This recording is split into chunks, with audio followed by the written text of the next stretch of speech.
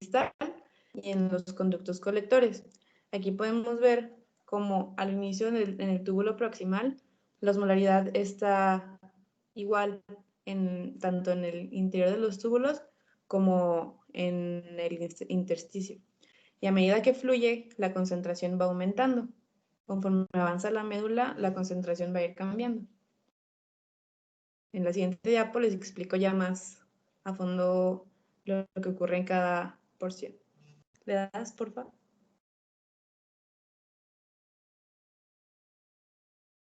Y bueno, aquí tenemos el mismo diagrama y aquí les voy a decir lo que ocurre, o sea, cómo va la dilución y la reabsorción.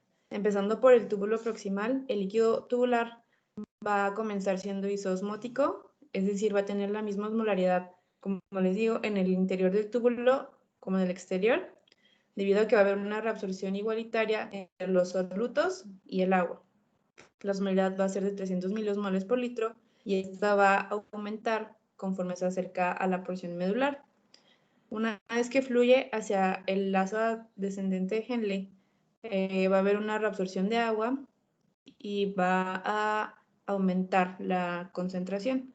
Vemos que ya dice, ya estando más internamente, ya viene 600 miliosmoles por litro como concentración y va a ir aumentando, y luego ya cuando llega a la porción de la rama ascendente de Henle, comienza a haber una reabsorción de los solutos. Ya empieza a haber una reabsorción de cloro de sodio, de potasio, y a pesar de que esta porción se vuelve impermeable al agua, lo que va a hacer el cambio va a ser la reabsorción de los solutos. Va a comenzar a hacerse hipoosmótico y ya cuando llega a la porción distal de los túbulos, ya va a haber más reabsorción del cloro de sodio y ya la osmolaridad ya está muchísimo más disminuida. Ya va a ser cerca de entre 100 miliosmoles y conforme llega a la médula avanza hasta los 50 miliosmoles por litro, formando una orina mucho más diluida a comparación a cómo empezó cuando entró al sistema tubular. ¿Le das, por favor? Sigue siendo Mildred. No, era yo, Lizeth. No, ella es Lizeth. ¿Quién?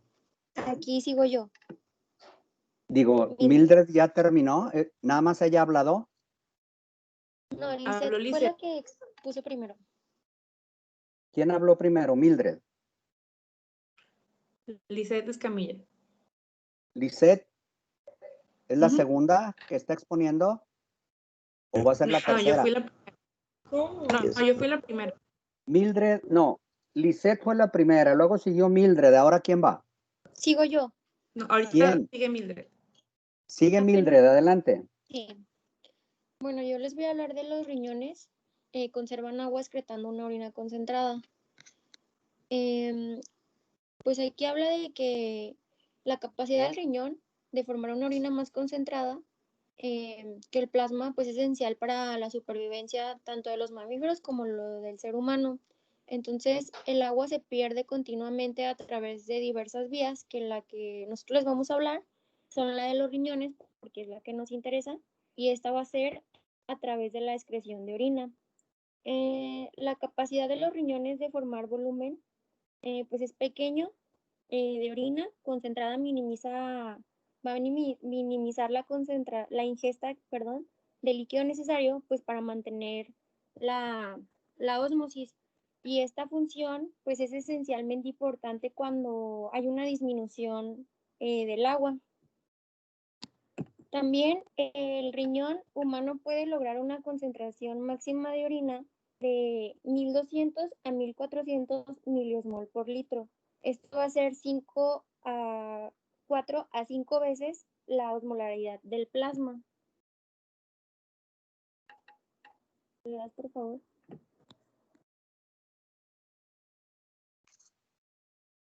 Bueno, aquí hablamos de el volumen obligatorio de orina.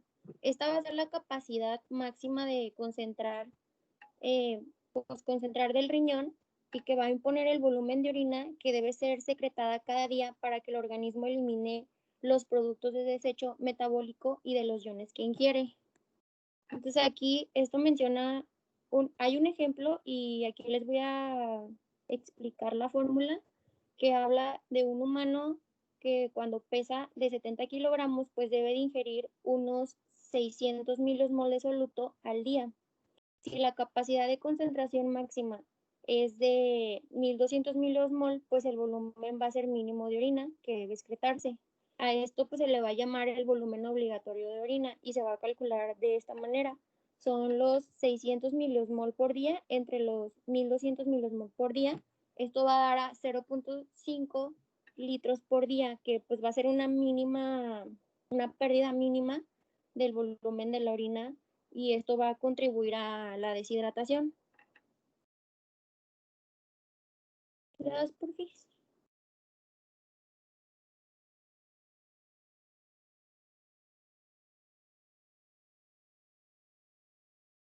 Bueno, aquí el libro menciona una pregunta, que por qué entonces beber agua de mar produce deshidratación. Esto es porque la concentración de cloruro de sodio en el océano es de 3 a 5% de media, con una osmolaridad de 1000 a 1200 miliosmol por litro. O sea que si beber un litro de agua de mar, concentración de 1200, pues va a ser pues ya la ingestión máxima total del cloruro de sodio. Y el riñón pues tiene también la capacidad de concentrar la máxima de orina de 1200. Entonces, esta pregunta es porque el riñón pues debe excretar también otros solutos, o sea, no solamente como la urea, sino también va a excretar glucosa, el cloruro de sodio que se ingirió por la ingesta del agua de mar, y pues esto va a ocurrir la deshidratación por la capacidad máxima del cloruro de sodio, porque va a intentar eliminar no solamente el cloruro de sodio, sino también los demás solutos del riñón.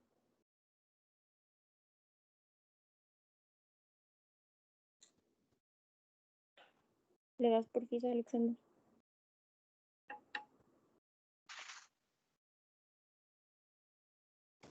Bueno, aquí les muestro una gráfica que en la línea horizontal marca la densidad específica de la orina en gramos por mililitro y en la línea horizontal la osmolaridad de la orina en miliosmoles por litro. Esto se trata de que entre más concentrada es la orina, mayor va a ser su densidad específica. En la mayoría de los casos, pues la densidad específica de la orina va a aumentar linealmente al hacerlo también su osmolaridad. Y la densidad específica de la orina, pues es una medida del peso de soluto en un volumen dado de orina. Y pues esta se va a determinar por el número y el tamaño de las moléculas de soluto. Y la osmolaridad está determinada solamente por el número de moléculas de soluto.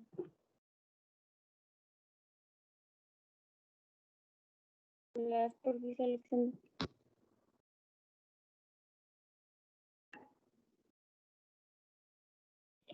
Bueno, aquí les voy a mencionar algunos requisitos para excretar una orina concentrada en concentraciones altas de ADH. El primero va a ser la ADH va a estar, aumenta la permeabilidad de células de los túbulos distales y después de los conductos colectores, y esto va a permitir la reabsorción de agua. El número 2 va a ser una elevada osmolaridad del líquido del intersticio medular renal. Esto va a proporcionar pues el gradiente osmótico necesario para reabsorber el agua en presencia de las concentraciones de la hormona. También menciona que el intersticio medular renal que rodea los conductos colectores, pues esto va a ser normalmente hiperosmótico, de manera que cuando las concentraciones de la hormona son altas, el agua se va a mover pues a través de la membrana tubular por ósmosis hacia el intersticio renal, pues ya de ahí se va a pasar a la sangre por los vasos rectos. Ahorita más adelante mi compañera Ana Lucía les mostrará una imagen y les va a explicar los vasos rectos. Las porfis. Bueno, el mecanismo multiplicador de contracorriente va a dar lugar al intersticio medular renal hiperosmótico. Esto es de que la osmolaridad del líquido intersticial en casi todas las partes del cuerpo, el libro menciona que va a ser de 300 miliosmol por litro, que va a ser similar a la osmolaridad del plasma, pero la osmolaridad corregida, se dice que eso es de 282 miliosmol por litro, o sea, realmente va a ser los 282 miliosmol por litro. Y la osmolaridad del líquido intersticial de la médula renal va a ser mucho mayor y esta puede ir aumentando progresivamente. Aquí les voy a hablar también de los principales factores que van a contribuir al aumento de la concentración de soluto en la médula renal. El primero es el transporte activo de iones de sodio y el contratransporte de iones de potasio, cloro y otros pues van a estar fuera de la porción gruesa de la rama ascendente de la CGL hacia el intersticio medular. El número 2, que es el transporte activo de iones desde los conductos colectores hacia el intersticio medular. El número 3, la difusión facilitada, de urea desde los conductos colectores de la médula interna hacia el intersticio medular. Y por último, la difusión de pequeñas cantidades de agua desde los túbulos medulares hacia el intersticio medular. Esto va a ser pues mucho menor que la reabsorción de solutos hacia el intersticio medular.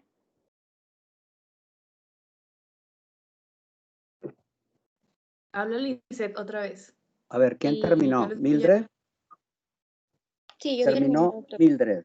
Sí. Bien, va Lisette de nuevo. Adelante. Bueno, aquí yo nada más les voy a resumir todo lo que acabamos de explicar, lo que acaba de explicar Mildred y pues yo también. En esta gráfica están los diferentes segmentos del sistema tubular y el volumen que presenta en cada segmento, así como la osmolaridad que va a tener dependiendo del efecto de la hormona antidiurética. El túbulo proximal va a comenzar con una osmolaridad de 300 miliosmoles por litro y un volumen de 125 mililitros.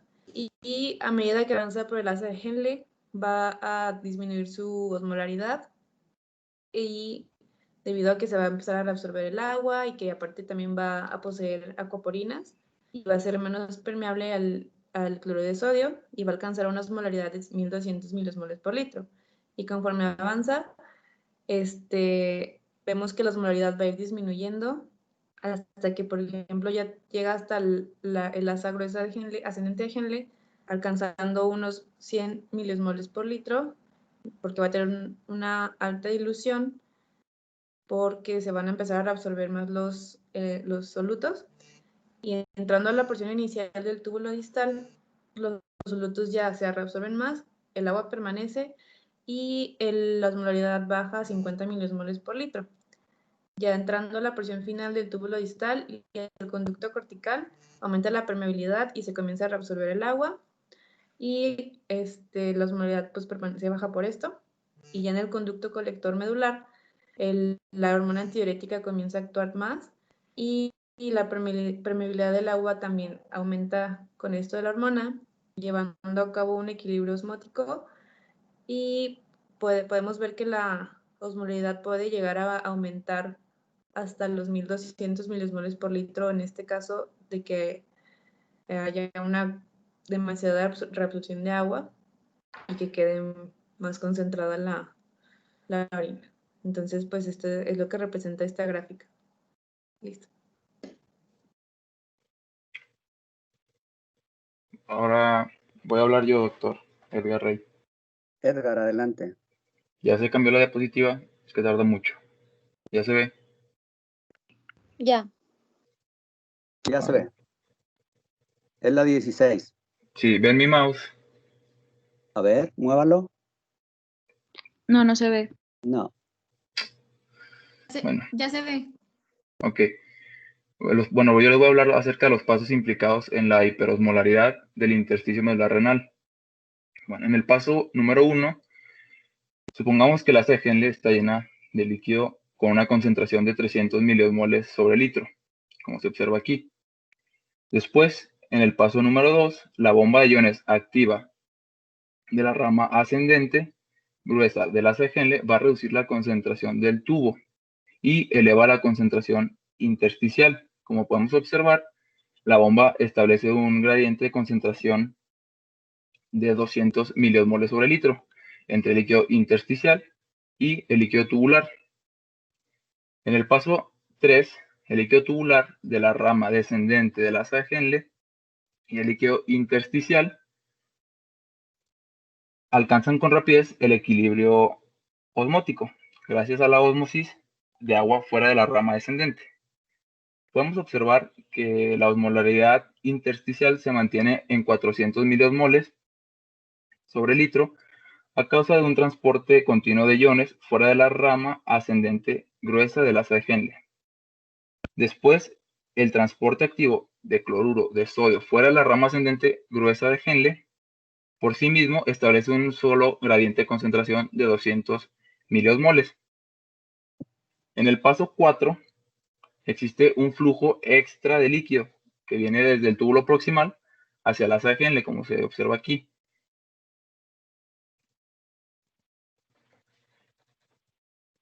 Que permite que el líquido hiperosmótico de la rama descendente fluya hacia la rama ascendente. Una vez que el líquido se encuentra en la rama ascendente, se bombean más iones hacia el intersticio, lo que deja al agua en el líquido tubular hasta establecer un gradiente osmótico de 200 miliosmoles sobre litro y aumenta la osmolaridad del líquido intersticial hasta los 500 miliosmoles. Nuevamente, el líquido de la rama descendente alcanza el equilibrio con el líquido intersticial, medular hiperosmótico. Y conforme el líquido tubular hiperosmótico procedente de la rama descendente fluye al ascendente, el soluto es bombeado hacia afuera de los túbulos y se deposita en el intersticio. Está en la imagen número En la 6. 6. ¿No se ve el cursor? Sí, ahí ya lo vi, ahí. ¿Y ahorita no se está viendo? Sí. Ah, ok. Muévalo. Sí. Bueno, como observamos en esta parte, pues estos pasos se repiten múltiples veces con el objetivo de añadir más soluto a la médula por encima de agua. Y con el tiempo se atrapan solutos en la médula y multiplica el gradiente de concentración establecido por el bombeo activo de iones hacia afuera de la rama ascendente. Por lo tanto, pues eleva la osmolaridad del líquido intersticial en un rango de 1200 a 1400 miliosmoles sobre litro. Y pues a todo esto, la reabsorción repetida de cloruro de sodio por la rama ascendente y a la entrada continua de cloruro de sodio desde el túbulo proximal hacia la asa de Henle se le conoce como multiplicador por contracorriente. ¿Ya pasó la siguiente diapositiva o todavía no? Adelante. ¿Ya se ve? Sí, ¿no? Está en la 16. Ok, es que se tarda. Ya le di yo, pero todavía no sale. ¿Ya se ve? Ahí está ya la 17. Ok. Bueno, en cuanto a la función del túbulo distal y de los conductos colectores en excreción de orina concentrada, pues sabemos que la primera parte del túbulo distal diluye más el líquido tubular o diluye más líquido tubular debido a que transporta de forma activa cloruro de sodio fuera del túbulo, pero es casi impermeable al agua. Conforme el fluido avanza o conforme el líquido avanza hacia el túbulo colector cortical, la cantidad de reabsorción de agua depende altamente de la concentración de ADH, la concentración plasmática de ADH. Si falta ADH, el segmento es casi impermeable, por lo que no absorbe agua, sino que pues sigue absorbiendo solutos y diluye más la orina. Pero si hay una concentración alta de ADH, el túbulo colector cortical se vuelve muy permeable al agua y como consecuencia pues se reabsorben grandes cantidades de agua desde el túbulo hacia el intersticio de la corteza, donde es barrido por los capilares peritubulares. Puedes señalar ahí el tubo distal. Es que aparece y desaparece su cursor.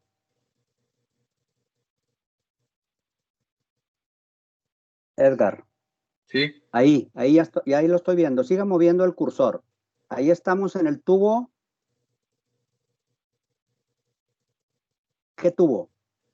¿El distal? El distal. Ahí dice 100 dentro. 100 de osmolaridad en el líquido. Puesto que se reabsorbe mucha agua por efecto de antidiurética, es lo que está diciendo. ¿Es Sí. correcto? Se reabsorbe mucha agua por efecto de la hormona antidiurética. Ahí se ven una flecha ascendente con agua, una flecha inclinada que asciende, esa. ¿Qué le pasa al líquido tubular? Vaya a la derecha con su cursor. No lo escuché ya lo último que dijo, doctor. ¿Qué le pasa al líquido que está dentro del tubo? ¿Qué le pasa en la osmolaridad? Pues o sea, se diluye. No. Señale el 100. No veo el cursor. Ya salió. No. Ahí es que aparece y desaparece. Póngalo en la parte amarilla, junto al 100. Sí.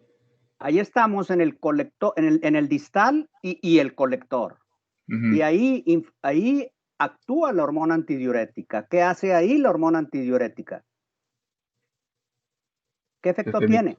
La permeabilidad, Sí, pero ¿qué se logra? pues que absorba más agua o que... Mucha agua, absorbe mucha agua y se ve la flecha hacia arriba, inclinada por negro, reabsorbe mucha agua. Sigue el cursor hacia el túbulo al lado derecho, a su derecha. ¿Qué le pasa al líquido dentro del túbulo en cuanto a la osmolaridad? aumenta. Claro, ahí está, señala el 300. Ahora vámonos hacia abajo. ¿Qué le sigue pasando al líquido? Sigue aumentando. Pues sigue aumentando, o sea, va a ser una labor de concentración urinaria por efecto de hormona antidiurética. ¿Estamos de acuerdo? Sí. De acuerdo, entonces va a tirar, usted lo tiene circulado ahí en rojo, una orina hiperconcentrada y seguramente de bajo volumen, ¿no? Sí. Ese es el efecto de la hormona antidiurética. Adelante. Bueno, de igual manera, cuando hay pues, grandes concentraciones de ADH, pues, los conductos colectores se vuelven muy permeables al agua y ocasionan que el líquido final de los conductos colectores pues tenga casi la misma osmolaridad que el líquido intersticial, como se ve aquí, que es aproximadamente de 1200 miliosmoles sobre litro. Así es. ¿Algo más, Edgar? No, Ana, ¿ya habló Ana? ¿Ya terminaron? no, sí, Ana. Ana. No, Ana, sí. adelante.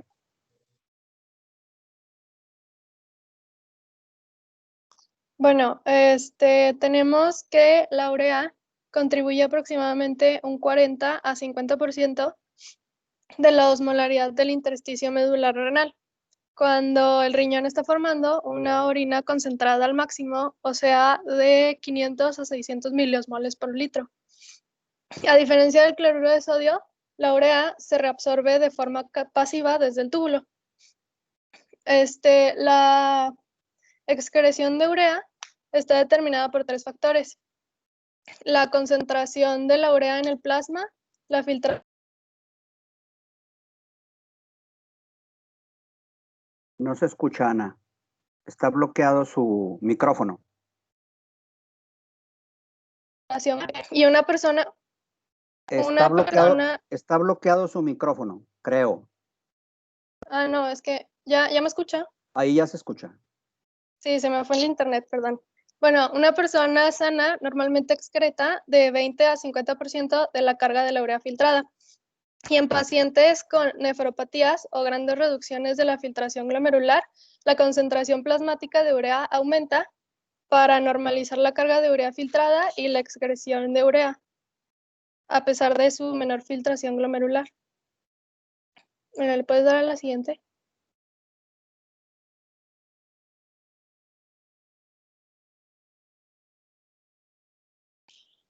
No avanza.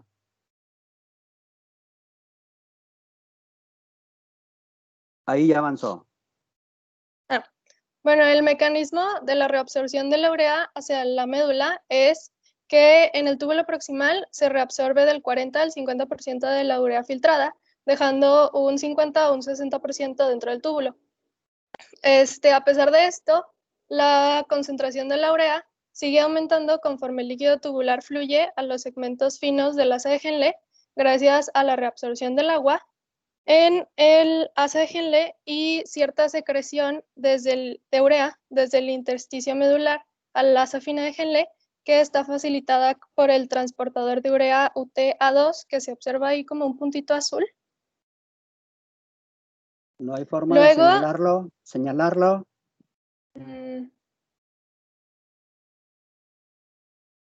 No sé, ¿puedes señalarlo? El puntito azul, Ahí está. UTA2, ya lo vi. Sí, adelante. Sí, ahí está. Bueno, luego en la rama gruesa del asa de Henle, el túbulo distal y el túbulo colector cortical, estos son relativamente impermeables a la urea y aquí se reabsorbe muy poca, que se observan como los segmentos que tienen como una especie de contorno de tonalidad café en la parte superior derecha de la imagen. No sé si lo puedan señalar. Sí, se ve la pared con línea Ok. café. Sí, ahí. Bueno, luego tenemos que en concentraciones, altas de hormona antidiurética, la reabsorción del agua en el túbulo distal y en el túbulo colector cortical va a aumentar aún más, dejando una concentración mayor de urea en el líquido tubular. Ahí es donde se puede observar que antes quedaba el 50% y ahora queda el 100% en los cuadros azules. Luego, como la urea pues, sigue fluyendo hacia el interior del conducto colector medular, la elevada concentración de esta en el líquido tubular hacen que la urea difunda hacia el intersticio medular por medio de transportadores de urea que son el UTA1 y UTA2, que se ven como un punto morado, el A1, y un punto verde, el A3, perdón.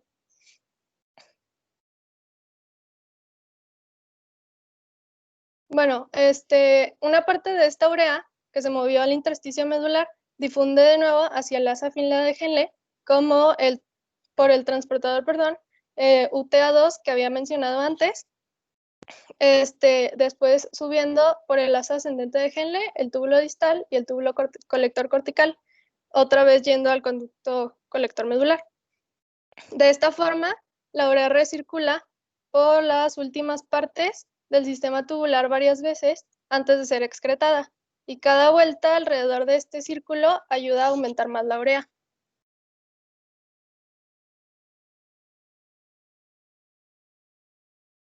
¿Algo más, Ana? ¿Le puedes?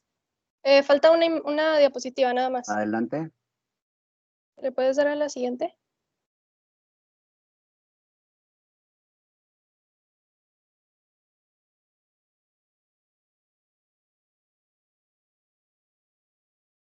No cambia.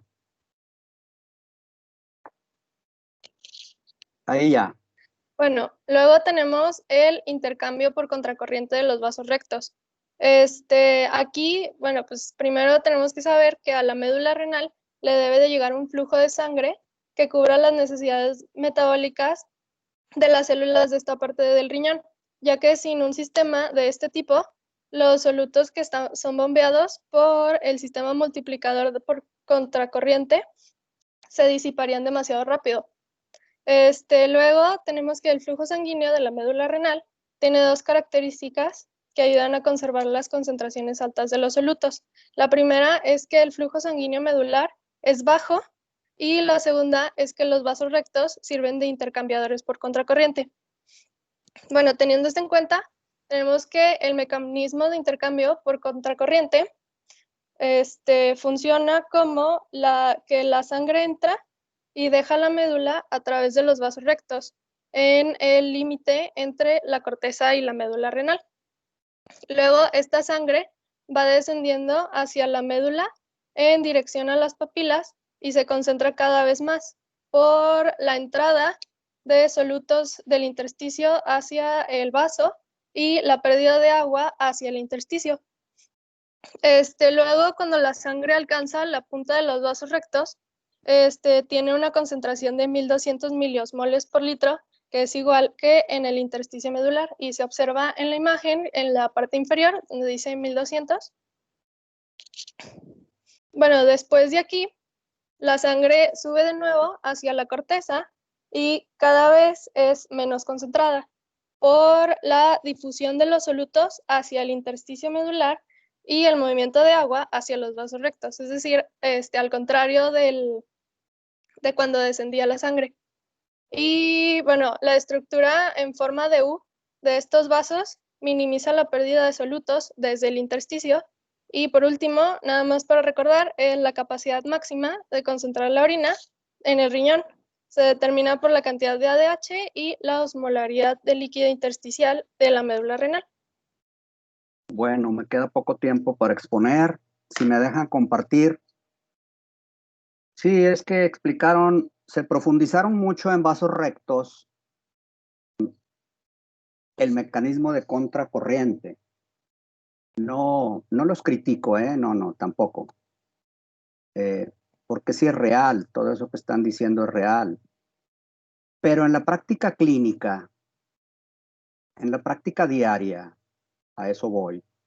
Estoy tratando de conectarme mientras tengo tiempo de una sola pregunta. En la práctica diaria, lo que hay que grabar son cifras muy concretas. Sí, hay que comprender el mecanismo de contracorriente, ustedes lo comprendieron, pero hay que ver los resultados finales de este proceso y a eso voy yo. Pregunta. María Eugenia Méndez. Sí, doctor.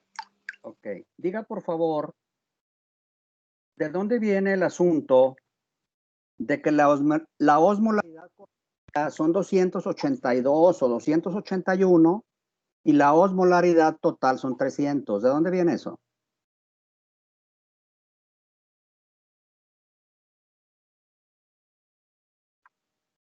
¿Cómo se explica eso? María Eugenia Méndez. Sí,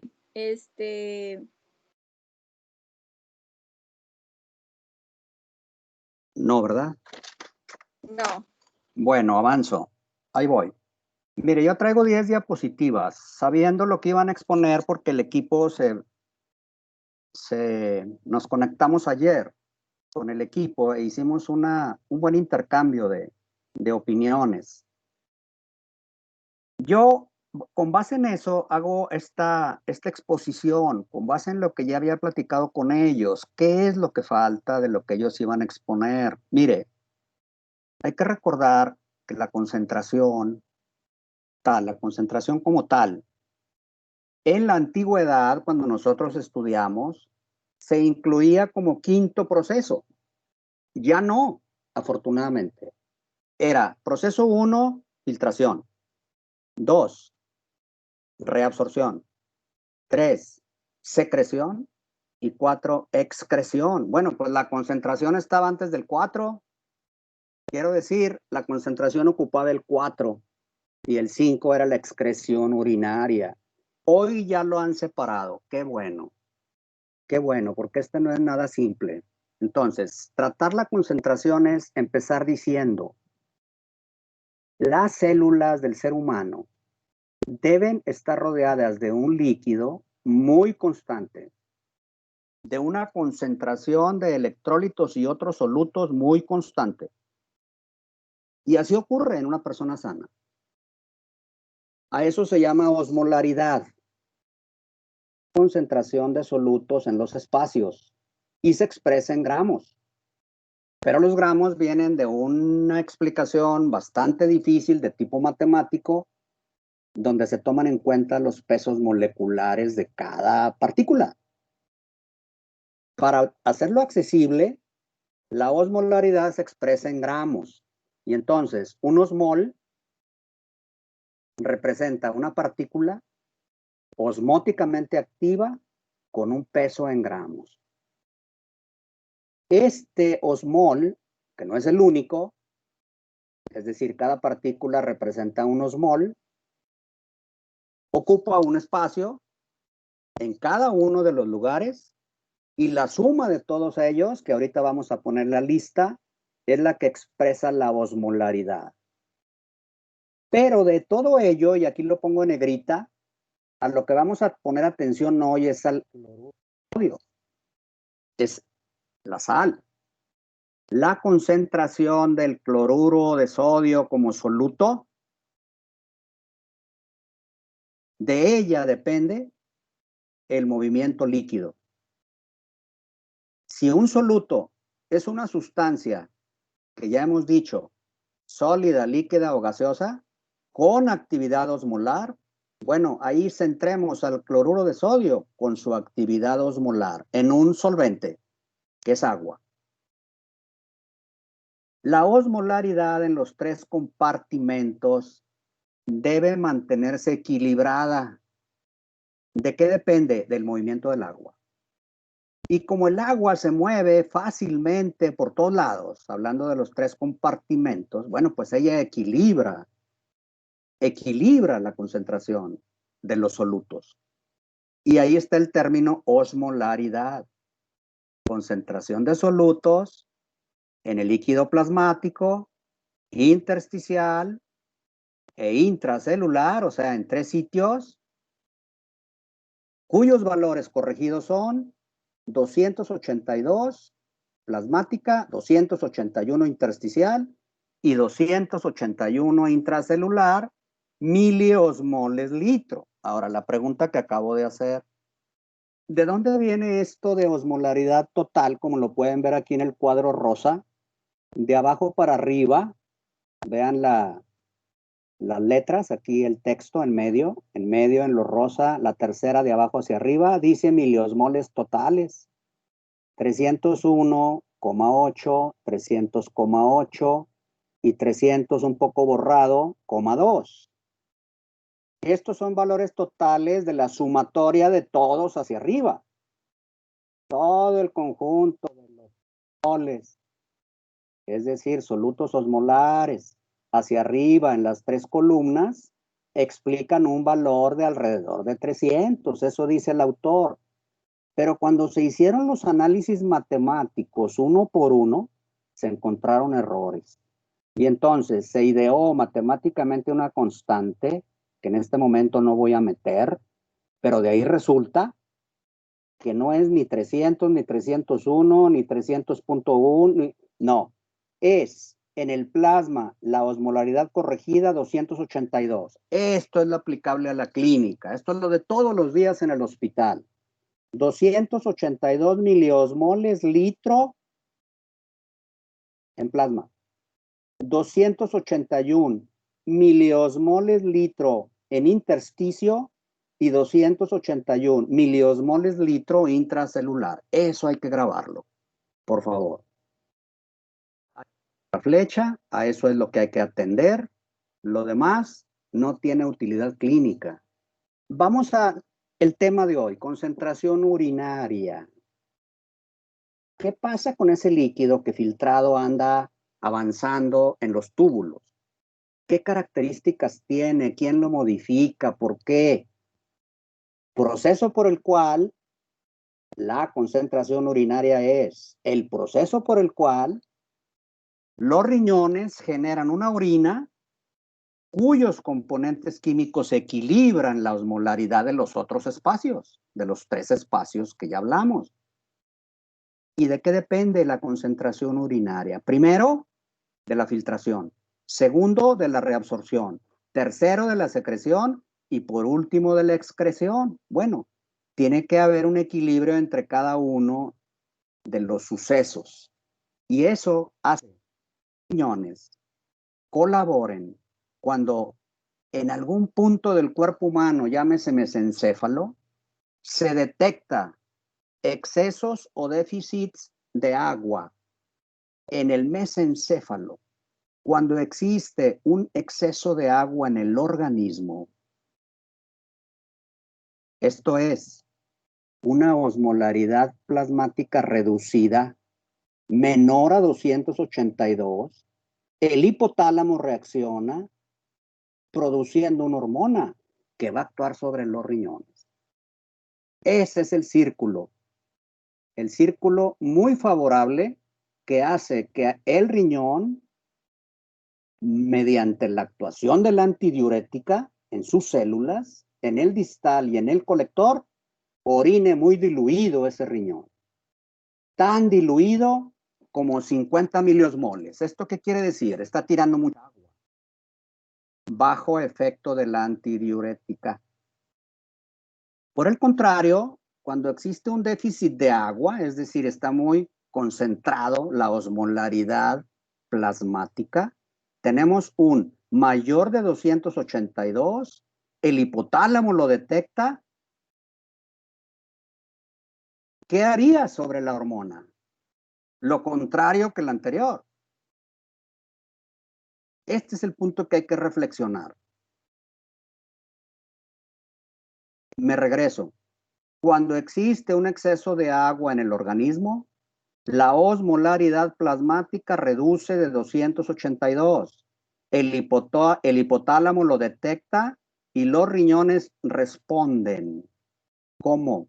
Excretando una orina muy diluida, tan diluida, con una miliosmolaridad de 50.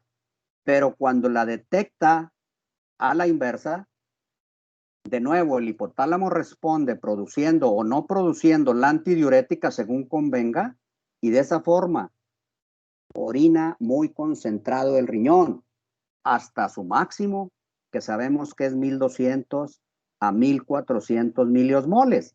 Hasta ahí no hemos dicho cuál es, pues, cuál es, vamos a ver, se me movió, es más, se salió solo.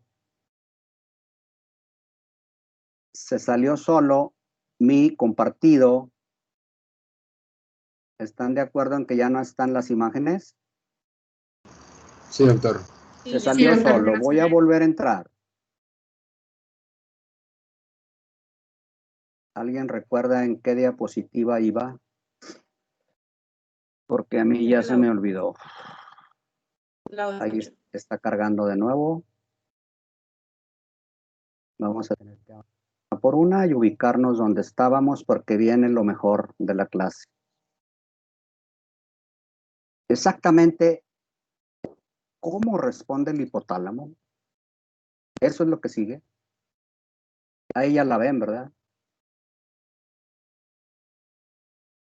Sí. Ahí ya están viendo imagen. Sí, ya se ve. Bien, estoy avanzando. Estoy avanzando. Como tienen algunas dinámicas, tengo que irme despacio, no se me vaya a bloquear. Voy a llegar al punto en donde estábamos. Y ustedes me dicen en cuál estábamos. Ahí. Ahí, ok, avanzo. Ese es el punto. Esto es lo más importante de la clase. ¿Cómo responde la antidiurética? ¿Produciéndose o no produciéndose? Con base en la osmolaridad plasmática. Vamos al primer caso arriba. Si la osmolaridad es superior a 286, el hipotálamo lo percibe, tiene osmoreceptores. Y si percibe que la osmolaridad es alta, produce antidiurética. Y esa antidiurética va sobre los riñones, túbulos distales y colectores para retener agua y sodio. ¿Con qué fin? Para retener agua, básicamente. ¿Con qué fin? Pues para regresar el agua a el plasma sanguíneo y bajar esa osmolaridad alta. Ahorita vamos a ver cómo lo hace, en qué puntos. Si la situación es a la inversa, osmolaridad plasmática baja, el hipotálamo lo detecta en los osmorreceptores y deja de producir antidiurética. Este es el momento en el cual hay que entender que si se deja de producir antidiurética, el riñón no retiene agua, la tira. Y al tirarla, la osmolaridad urinaria va a bajar mucho. Y la consecuencia es, al tirar agua, regresar la osmolaridad plasmática baja al valor normal de 282. Valor normal del plasma, 282, no olvidar. Esta gráfica que creo que desaprovechó Lisette, en la horizontal nos muestra el tiempo y en la vertical 3, una división de 3, arriba osmolaridad, en medio flujo urinario y abajo osmoles excretados, solutos excretados. Vamos primero a la de arriba y situémonos en la flecha negra donde nos dice un sujeto se toma 1 litro de agua. ¿Qué pasa con su osmolaridad? El agua se absorbe rápido, entonces cae la osmolaridad plasmática como se ve en la línea negra continua, cae hasta 100, quizá menos, y se mantiene por un rato. Aquí dice los minutos, mire abajo, 1 o 2 horas. ¿Qué pasa con la orina? Pues orina mucho. ¿Por qué? Porque bebió agua. Y ahí se ve la línea azul. Orina mucho por 2 horas. Y regresa la diuresis normal. Bueno, al tomar 1 litro de agua, que es agua, no solutos, es H2O, hemodiluye. Necesita tiempo para corregir. Claro, pues necesita que el hipotálamo sienta esa osmolaridad, necesita producir la hormona, necesita darle tiempo al riñón a que responda a la antidiurética, y es hasta entonces que se corrige después de 2 horas. Mire, aquí abajo dice 120 minutos y hasta 3 horas, 180 minutos. Hasta entonces se está corrigiendo la osmolaridad plasmática porque se modifica la osmolaridad urinaria, según convenga. A eso me refiero cuando digo que la desaprovechó Lisette. Y entonces estamos ante una situación en la cual si yo bebo agua de más, tengo en alrededor de 3 horas los efectos hipotalámicos y renales como para tirar agua diluida y regresar la osmolaridad de mi plasma a lo normal. Esto de las concentraciones de líquido urinario. Mire, ante una osmolaridad plasmática baja, va a haber una respuesta hipotalámica y la hormona antidiurética, cuya acción ocurre en el túbulo contorneado distal, que ya dijimos que no es contorneado, ya es tubo distal solamente, y en el túbulo colector, cortical y medular, ahí actúa la hormona antidiurética. Esa hormona antidiurética va a actuar según convenga. Se ajusta la producción a la baja de esa hormona antidiurética, va a haber orina muy diluida, como se ve en la flecha azul al final, abajito del 50. Se orina una orina muy diluida, por lo tanto con muy poca concentración de solutos.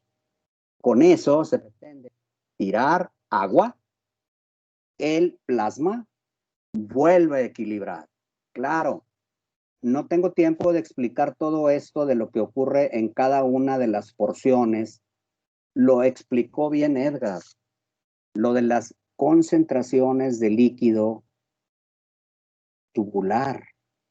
El cómo en cada sitio, según se trate, hay absorción de agua, que es lo que importa, o de solutos.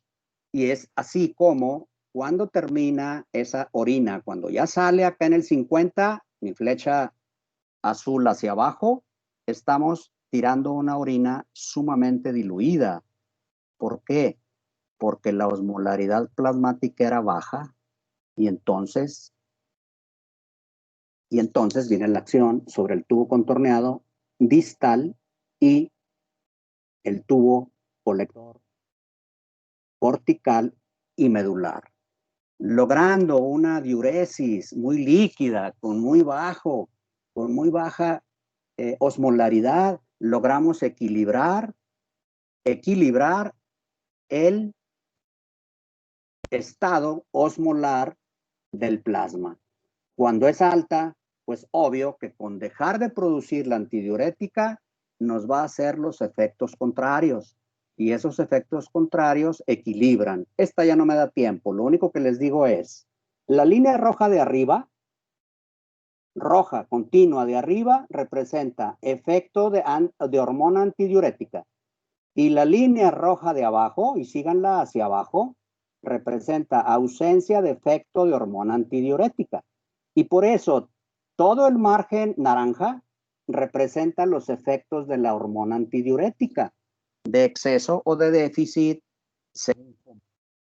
Y ahí estamos ya ante una situación real en donde estamos viendo cómo el paciente al orinar de una forma o de otra equilibra la osmolaridad plasmática. Por último, diabetes insípida central y diabetes insípida nefrógena.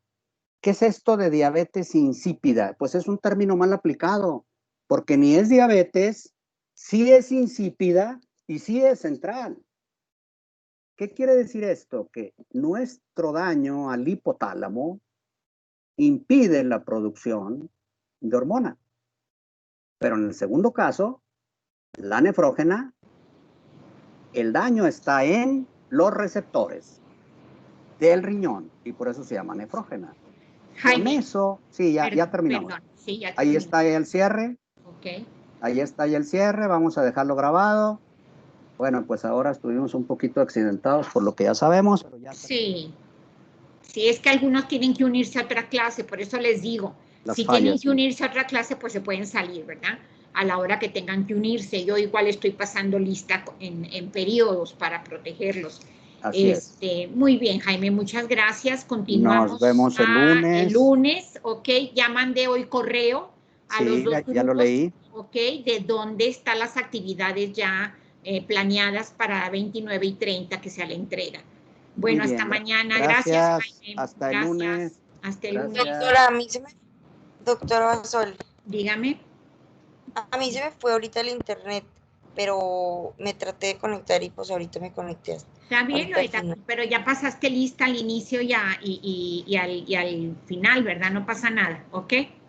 Ah, ok, sí, perfecto. Ándale, pues. Bueno. Gracias. No, nada, bye. Gracias. Hasta el lunes. Adiós.